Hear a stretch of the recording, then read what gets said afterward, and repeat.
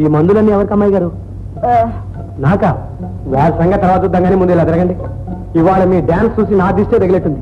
ఇక అన్ని వేల కళ్ళు పడ్డ తర్వాత బాబోయ్, అసలు రాంబాబు గారు కూడా ఎంత మెచ్చుకున్నారో తెలుసా? నాకా అమ్మాయి గారు, ఇన్ని మందులు కొనుక్కొచ్చారుగా, దిష్టి కాదు కదా, ఆ పాశుపతాస్త్రం కూడా నన్ను ఏం చేయలేదు. లేదమ్మాయి గారు, మీరు ఇంత అభిమానం చూపిస్తుంటే మీ మనసు నొప్పిస్తానా? మీ చేతితో విషయం ఇచ్చిన కళ్ళు మూసుకుని తాగిస్తాను. అది సరే అమ్మాయి గారు, ముహూర్తాలకి నెల మంచిదేనా?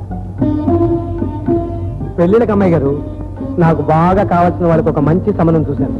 సంబంధం అంటే అట్లాంటి సంబంధం కదా అమ్మాయి గారు, బాగా చదువుకున్నవాడు, సంస్కారం ఉన్నవాడు, ధనవంతుడు, పైగా కళలంటే ఎంతో గౌరవం ఉన్నవాడు.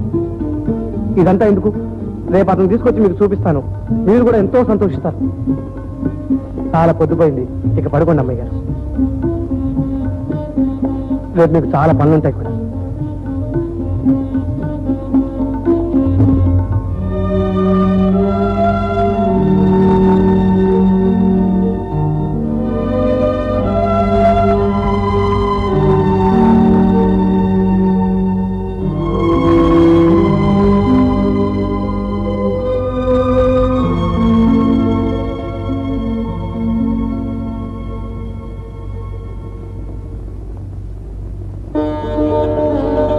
రాంబాబు, మీ ఆస్తికి అంతస్తుకి సరితూకపోయినా మా అమ్మాయి గారు మీ ఇంటికి మహర్షిలా విలువనిస్తుంది. మాట ఒకటి లేదన్న కొరత తప్పితే మీరు ఆలోచించవలసింది ఏమీ లేదు. నా సంగతి కాదయ్యా, అసలు నేను హైమను వచ్చుతానో లేదో అభిప్రాయం కూడా తెలుసుకోవాలి కదా. ఆ సంగతి నాకు వదిలేయండి, ఒక్కరోజు గడవండి. మా అమ్మాయి గారిని ఎలాగైనా నేను ఒప్పిస్తాను, సరేనా?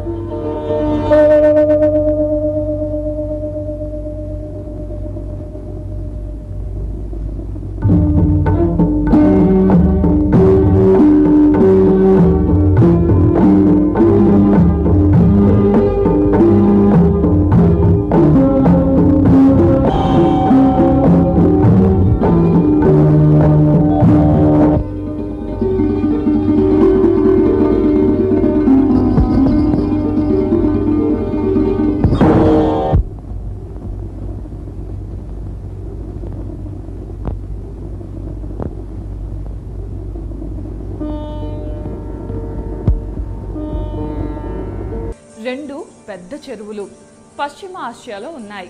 వీటిని అక్కడున్న ప్రజలు ఈ చెరువుల్ని సముద్రాలు అని పిలుస్తారు. కానీ అవి మాత్రం చెరువులే. ఈ రెండు చెరువులు కూడా ఒకే నది నుండి వచ్చిన నీళ్లతో ఏర్పడ్డాయి.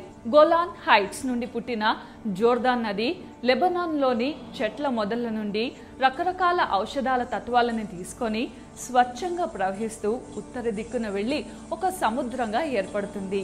అలాగే దక్షిణం వైపుగా వెళ్లి